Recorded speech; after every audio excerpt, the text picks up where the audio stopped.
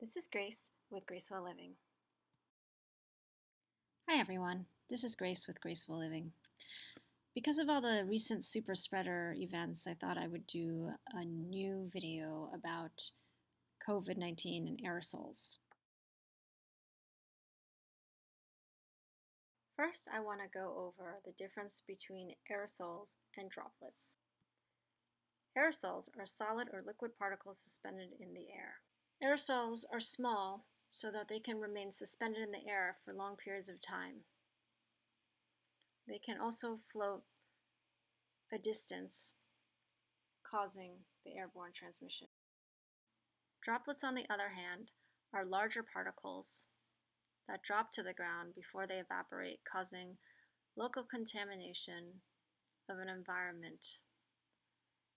These particles cause droplet or contact spreading of viruses. Disease occurs in this case because you touch a surface that is contaminated by these droplets, or you are in very close contact with somebody who has a virus. There have been quite a few super spreader events that have made wide publication. This is the most recent one, where a single infected woman in a South Korea Starbucks infected 56 other people with COVID-19 during the course of her stay there. She stayed there for more than 2 hours, drinking her coffee and chatting with her friends, and she wasn't wearing a face mask when she was drinking her coffee.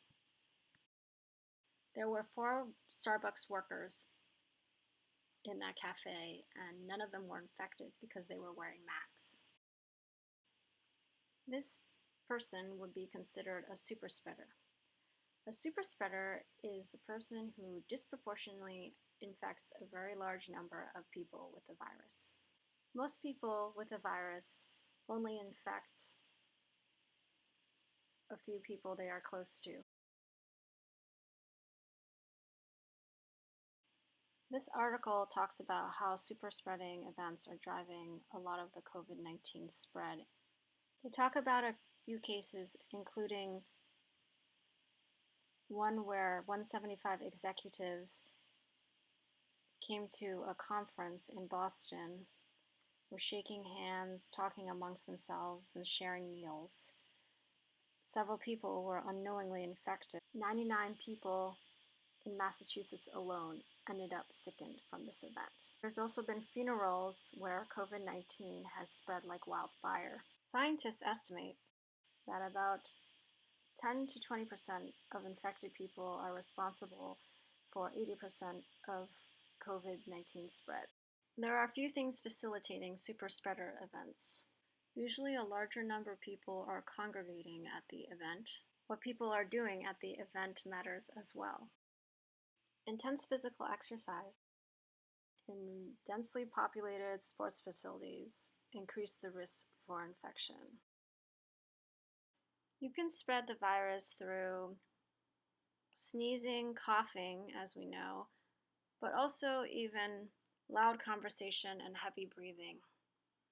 In this diagram, you see in figure 8 that sneezing released microdroplets drifting into the air, and also microdroplets were released during loud conversation in figure C. Figure D, E, and F, and G show a person coughing once and spreading about 1,000 macro or large droplets that fell down after 30 seconds. You can see in the green and the blue, that's the first 30 seconds or 44 seconds. And then the micro droplets in the red drifted inside the closed rooms even after 20 minutes. In this study, they found that COVID particles were found as far away as 4.8 meters or 15.7 feet from patients. There are apparently speech super emitters, people who consistently convey more virus particles than their peers when they speak. So the first factor facilitating super spreading is crowded spaces. The second factor would be having close contact to other people.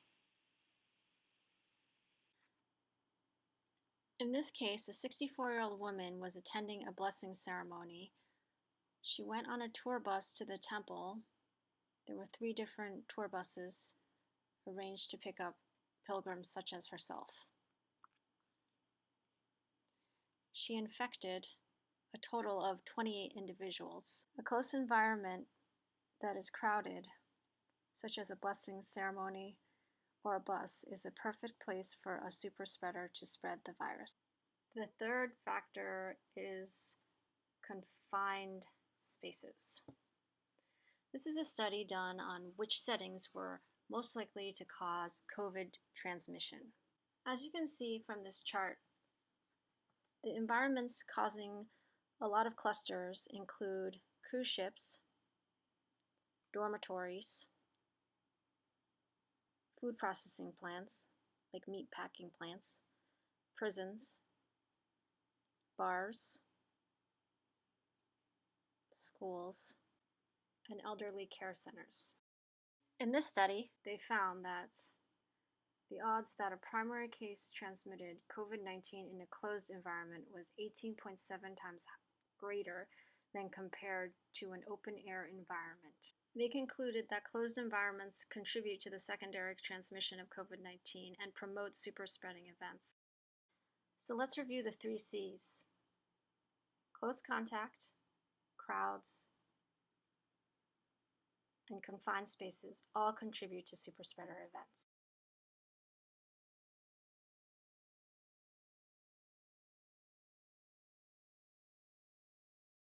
Has anyone seen this article in the New York Times? How flushing the toilet can fling coronavirus aerosols all over? Scary, huh? This is a study done showing that there was extensive contamination of the environment by a patient symptomatic with COVID-19. Toilet bowl and sink samples were positive, suggesting that there was viral shedding in the stool, which could be a potential route of transmission. After cleaning, though, samples were negative, suggesting that decontamination measures worked. This study looked at COVID in stool. In this study, they found that there is persistent amount of COVID shed in the stool. However, the stool COVID did not seem to carry substantial infectious risk. In the study, they demonstrated that viruses released into the intestines were inactivated by simulated human colonic fluid, and infectious virus was not recovered from the stool of COVID-19 patients, luckily. So it is unlikely that fecal-oral transmission of COVID would occur. COVID-19 patients with rapid transit due to either small bowel or colon pathophysiology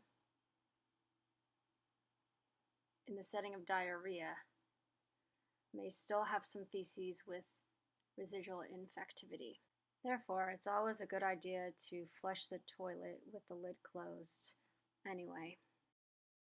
So what can we use to kill COVID-19 once it's aerosolized?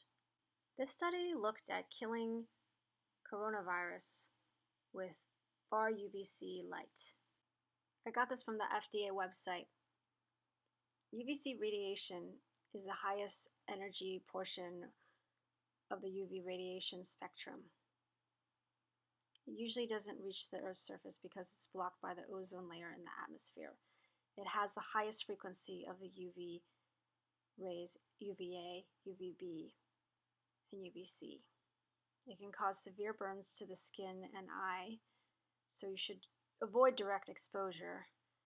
They are using UV lamps in hospitals to kill germs like COVID. As you can see in this diagram, in the first square in the top left corner, the human lung cells are infected with COVID, which is in the green.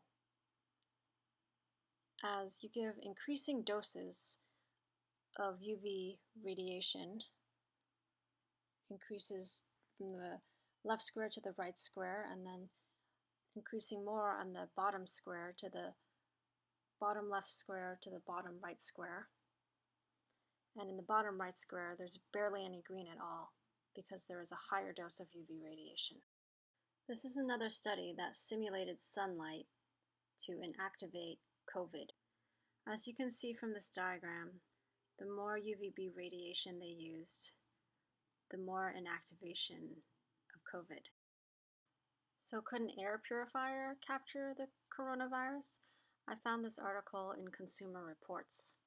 HEPA filters are effective in capturing 99.97% of particles that are 0.3 microns in diameter. COVID is 0.125 microns, but the droplets that it travels in when people cough, talk, or breathe initially are larger, around 1 micron. However, an air purifier has to be capable of consistently drawing in enough air to decrease the amount of virus particles in the air.